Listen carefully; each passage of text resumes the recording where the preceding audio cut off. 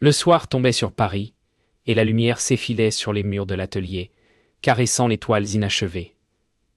Élise sentit son cœur battre plus vite, sans comprendre pourquoi. Derrière elle, Gabriel riait doucement, cette façon qu'il avait de rire quand il voulait masquer quelque chose. Le silence s'installa, suspendu entre eux, dense et fragile. Elle leva les yeux, croisa son regard, et tout sembla vaciller. Le murmure du vent glissait sous la porte, portant avec lui une odeur de pluie et de souvenirs. « Yo, tu restes un peu ?»« Yo, demanda-t-elle, la voix tremblante.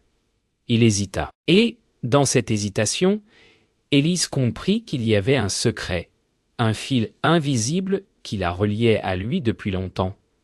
Un fil qu'elle n'avait jamais voulu tirer. Ce soir-là, dans le souffle chaud de la lampe, elle sentit que quelque chose changeait. Elle ne savait pas encore que cette lumière, douce et dorée, serait la dernière avant que son monde s'effondre. Le lendemain matin, l'atelier baignait dans une clarté pâle. Élise, les yeux encore lourds, fixait la tasse de café que Gabriel lui avait laissée sur la table, avec un mot griffonné. « Yobé pour te réchauffer. » Yo, 3 mots simples, mais ils pesaient étrangement dans son cœur. Elle repensa à son regard de la veille, à cette ombre dans sa voix quand il lui avait dit bonne nuit. Pourquoi ce malaise soudain? En cherchant un pinceau, elle fit tomber une enveloppe oubliée derrière un cadre. Son prénom y était inscrit dans une écriture qu'elle connaissait trop bien. Celle de son frère, disparu depuis 10 ans. Ses doigts tremblaient. La date au dos correspondait à l'année où Gabriel était entré dans sa vie. Son souffle se coupa. Une pensée folle la traversa. Et s'il avait toujours su? Un bruit discret la fit sursauter. Gabriel venait d'entrer, son appareil photo pendu au cou. Il s'arrêta en voyant l'enveloppe ouverte entre ses mains. Le silence s'abattit, lourd comme du plomb. Élise leva les yeux, incapable de parler. Il voulut dire quelque chose, mais aucun mot ne vint. Le papier tremblait entre ses doigts. « Yobé, pourquoi tu ne m'as jamais parlé de lui ?» Yo souffla-t-elle enfin. Le nom resta suspendu dans l'air, invisible mais brûlant. Mathieu. Gabriel détourna le regard.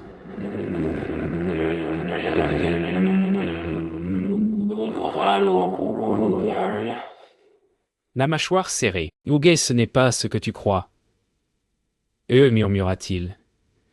Mais sa voix manquait de conviction. Pour la première fois, elle sentit qu'il y avait un abîme entre eux. Un abîme, creusé par le mensonge et la peur. Après son départ, Élise resta seule. Elle posa la lettre sur la table, le cœur battant. L'encre avait pâli, mais les mots de son frère semblaient encore vibrer. « Et Ouguet, si tu lis ceci, c'est que tout est arrivé trop vite. » Les phrases étaient incomplètes, interrompues. Et au bas de la page, une photo, son frère, souriant, le bras passé autour d'un jeune homme à peine reconnaissable.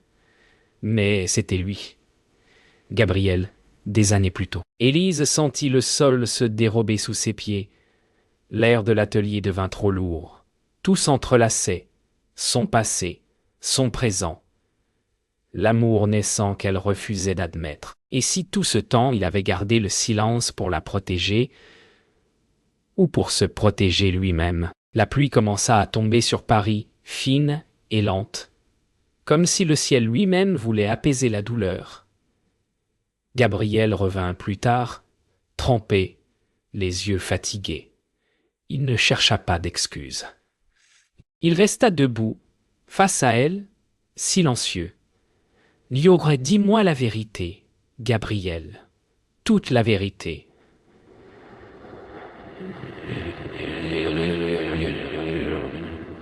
Nous, sa voix tremblait, mais tenez bon.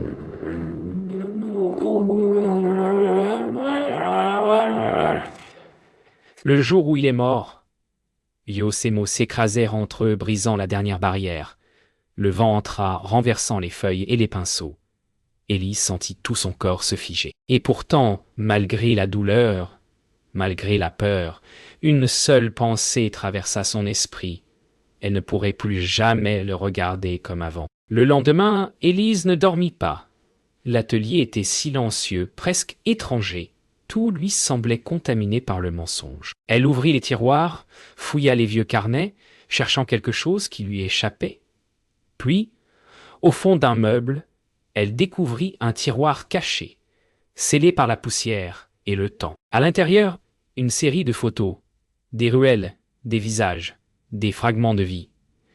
Et au milieu, une image d'elle, prise sans qu'elle le sache, dans le même atelier, des années plus tôt. Le papier trembla dans sa main. Chaque cliché portait la signature discrète de Gabrielle. Elle comprit alors qu'il la suivait bien avant leur première rencontre. Était-ce de l'amour ou de la culpabilité? Assise sur le sol, Élise sortit une à une les photos du tiroir.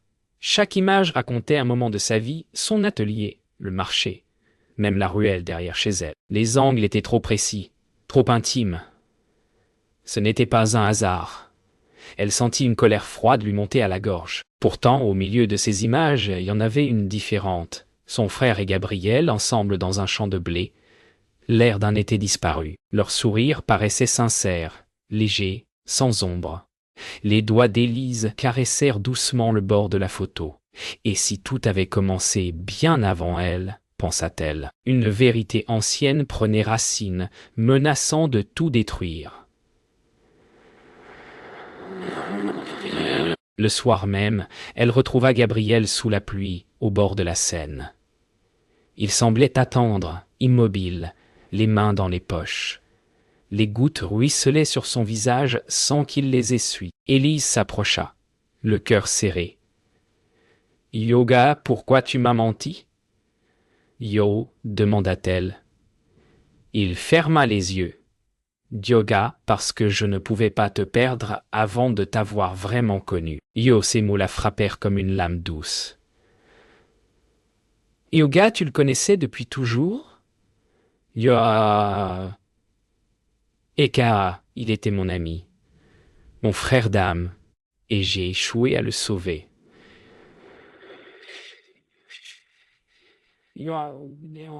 La pluie mêlait leurs larmes. Entre eux, plus de masques, plus de mensonges.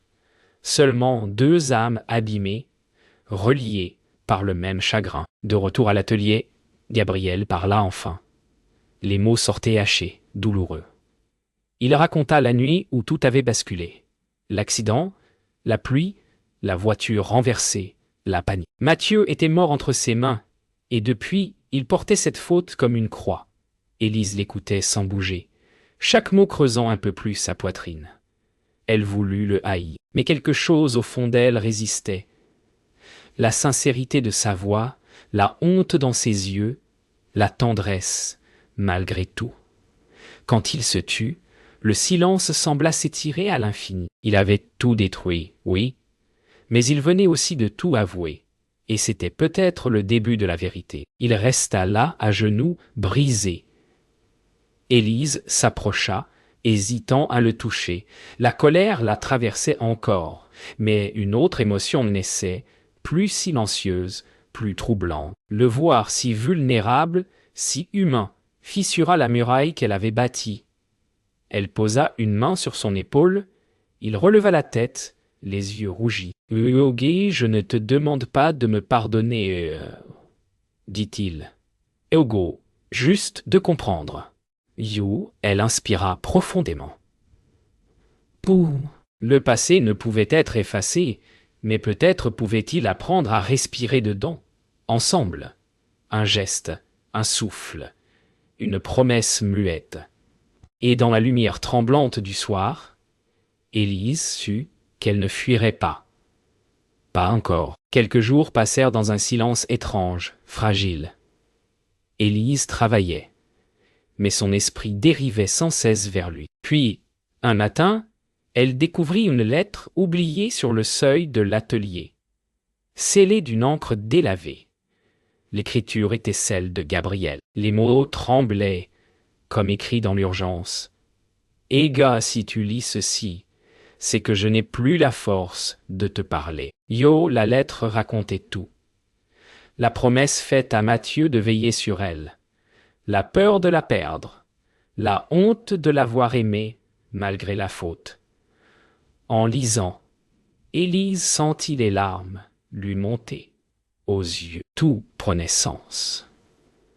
Cet amour silencieux, né d'un mensonge, survivait malgré tout, et c'était cela le plus douloureux. Elle décida de tout ranger, de nettoyer, d'effacer le poids des souvenirs.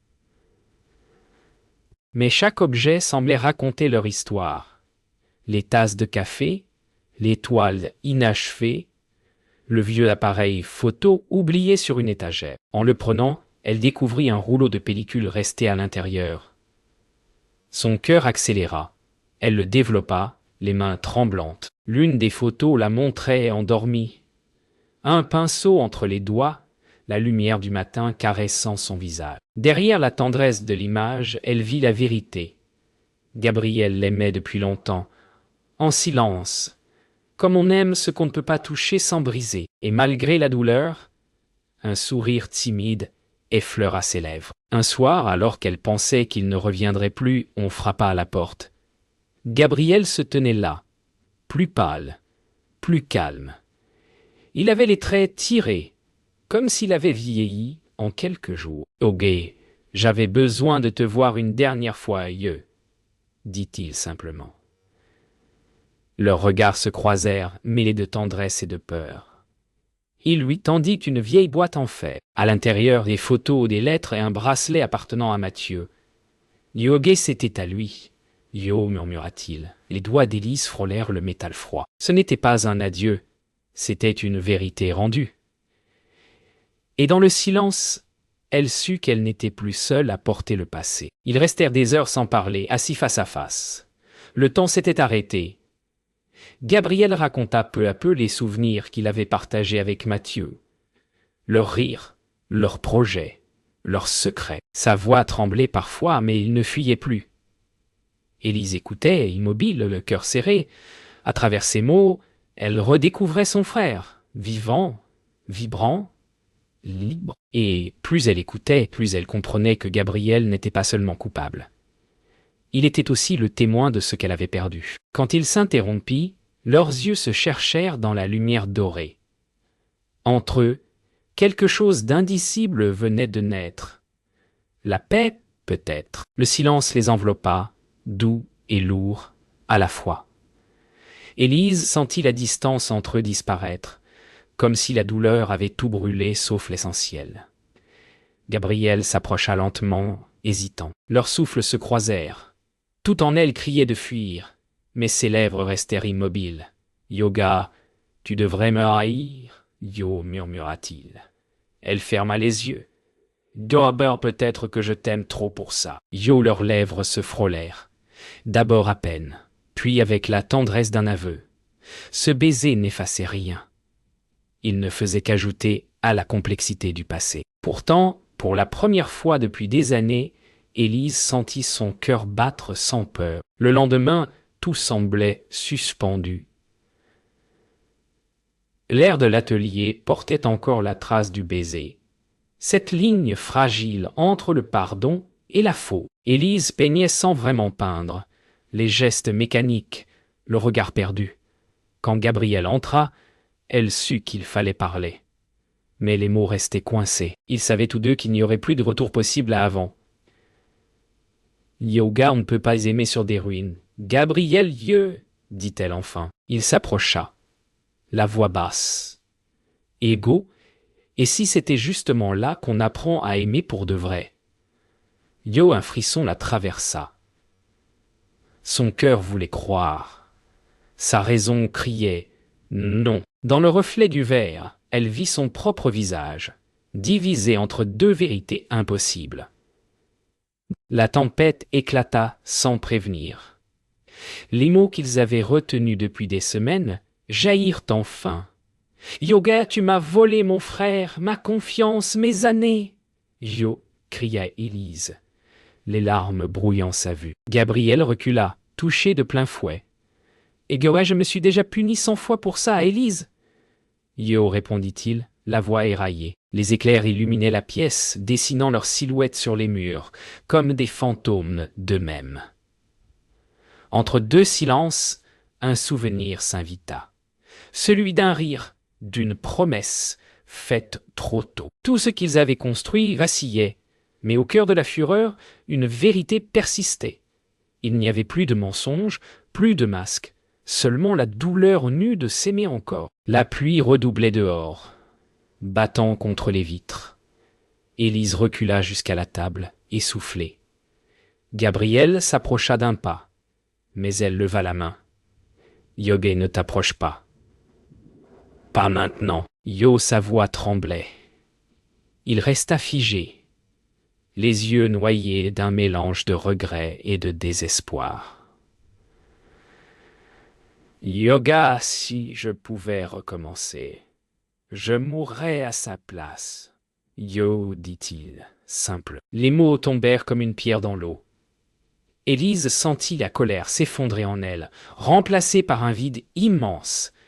La vérité, enfin nue, faisait mal, mais elle apaisait aussi. C'était la fin d'un combat qu'aucun d'eux n'avait gagné.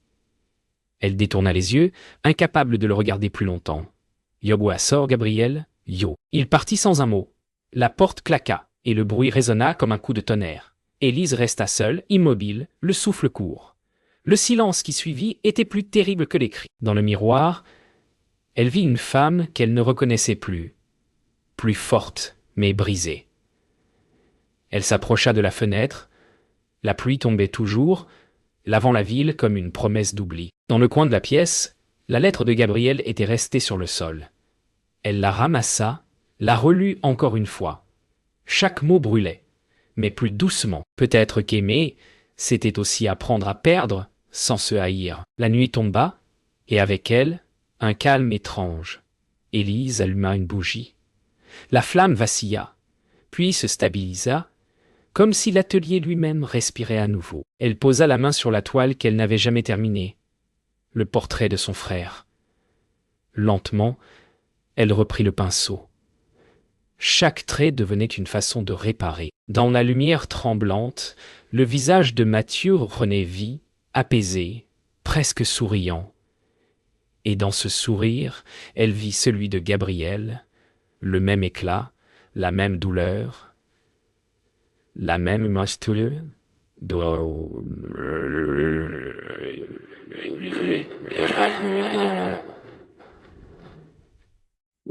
Un murmure monta dans sa poitrine. Léger. Peut-être que tout n'est pas perdu. Elle peignit jusqu'à l'aube, sans peur, sans colère, juste avec le cœur nu. À l'aube, Paris semblait suspendu dans un silence d'après-tempête. Élise rangea l'atelier, plia quelques toiles, prit son manteau. Elle n'avait pas prévenu Gabriel ni personne. Partir devenait une nécessité, respirer loin de la mémoire, loin de lui. Elle traversa le pont des Arts, l'air encore humide de pluie. Chaque pas résonnait comme un adieu. Le fleuve miroitait faiblement, reflétant la fatigue de son cœur. Derrière elle, les premières lueurs du jour caressaient la ville. Elle ne savait pas où aller, mais savait qu'elle devait partir avant de céder à la tendresse, avant que le passé ne la rattrape encore. Quitter Paris, c'était fuir l'amour, pour ne pas s'y noyer. La mer l'accueillit comme une vieille amie. À Honfleur, le vent salé effaçait peu à peu les voix du passé. Élise loua une petite chambre au-dessus d'un atelier d'artiste, loin de tout. Les jours s'étiraient entre le bruit des vagues et le parfum des toiles fraîches. Elle peignait, sans but, juste pour respirer. Le soir, elle écrivait des lettres qu'elle ne postait jamais. Parfois, elle croyait entendre la voix de Gabriel dans le ressac, son rire dans le vent. Et chaque fois, elle se rappelait, il fallait oublier. Mais le cœur a sa propre mémoire, celle qui survit même quand tout le reste s'efface. Chaque soir, Élise écrivait à Gabriel. Des mots qu'il ne lirait jamais. « Yoga, je t'en veux encore. Mais parfois, j'ai peur de ne plus t'en vouloir du tout. » Yo, elle laissait les lettres s'empiler sur le bureau. comme des fragments d'elle-même. Dans une enveloppe, elle glissa une photo. Celle du portrait terminé de Mathieu. Un jour, peut-être, elle la lui enverrait. Ou peut-être pas. Dans le silence, elle apprenait à vivre avec ce manque qui ne disparaît jamais vraiment. L'absence n'était plus une blessure, mais une présence discrète, presque douce. Un matin, en descendant chercher le courrier, Élise trouva une enveloppe sans expéditeur. À l'intérieur, une photographie. Elle, sur le pont des Arts, au moment précis où elle quittait Paris. Au dos, quelques mots. « Égaille, je t'ai laissé partir. Mais je ne cesserai pas d'espérer ton retour. » Les chemins semblaient s'arrêter. Le monde sembla s'arrêter. Il l'avait retrouvé, sans venir, sans insister, juste un signe, discret, sincère. Les larmes lui montèrent aux yeux. Peut-être que certaines absences sont une autre façon d'aimer. Elle serra la photo contre elle, longtemps. Le soir, elle monta sur la plage. Le vent soulevait sa robe, le sable collait à ses pieds nus. Devant elle, la mer s'étendait à perte de vue. Calme, infini. Elle sortit la photo de sa poche et la laissa s'envoler. Le papier tourbillonna dans l'air avant de disparaître dans les vagues. Un sourire léger effleura ses lèvres. Elle ne savait pas encore si elle reviendrait à Paris, ni si elle pourrait aimer à nouveau. Mais pour la première fois depuis longtemps, elle se sentit libre. Libre d'aimer, libre de se souvenir, libre d'exister, simplement. Le téléphone sonna un matin d'hiver, alors que la mer dormait sous une brume argentée. Élise hésita avant de décrocher. La voix au bout du fil était celle de Camille. « Ogé t'a cherché, Élise. Il ne va pas bien. » Le silence s'abattit, lourd, coupant. Le nom de Gabriel raviva tout. La douleur, les regrets, la tendresse étouffée. Camille ajouta doucement. « Ego, il part demain. À Rome, pour toujours, je crois. » Élise sentit son cœur chavirer. Elle avait fui si loin pour se reconstruire, et pourtant, en une phrase, tout vacilla. Elle regarda la mer par la fenêtre. Le vent semblait lui souffler la seule vérité qu'elle craignait d'entendre. Il était temps de rentrer. Le train filait vers Paris, emportant avec lui des fragments d'hésitation. Élise regardait défiler les paysages, les champs givrés, les villages endormis. Elle ne savait pas ce qu'elle allait lui dire, ni même si elle voulait le revoir. Mais quelque chose plus fort qu'elle la poussait vers la ville. Chaque vibration sur les rails résonnait comme un battement de cœur. Dans son sac, la dernière lettre qu'elle avait écrite, celle qu'elle n'avait jamais osé envoyer. « Ogé, si tu m'attends encore, ne dis rien. Laisse-moi venir. » Le train entra dans Paris au coucher du soleil. Et dans cette lumière, elle sut que tout allait recommencer autrement. Paris l'accueillit comme un souvenir qui ne voulait pas mourir. Les pavés mouillés, les cafés familiers, l'odeur du pain chaud, tout semblait pareil, mais plus lent, plus vieux. Élise remonta la rue du Temple jusqu'à son ancien atelier. La porte était entr'ouverte. Elle entra, le souffle court. L'air portait encore une trace de lui, un mélange de cendres et de lumière. Sur la table, une photo encadrée. Elle, peignant sous la pluie, prise à son insu. Elle sourit tristement. Chaque image, chaque silence, chaque battement dans cet endroit racontait leur histoire, inachevée, mais vivante. Gabriel était là, assis sur le sol, entouré de vieilles photos, le regard perdu. Quand Élise entra, il releva la tête lentement, comme s'il craignait de rêver. Personne ne parla. Leurs yeux suffisaient. Il se leva, s'approcha, hésitant.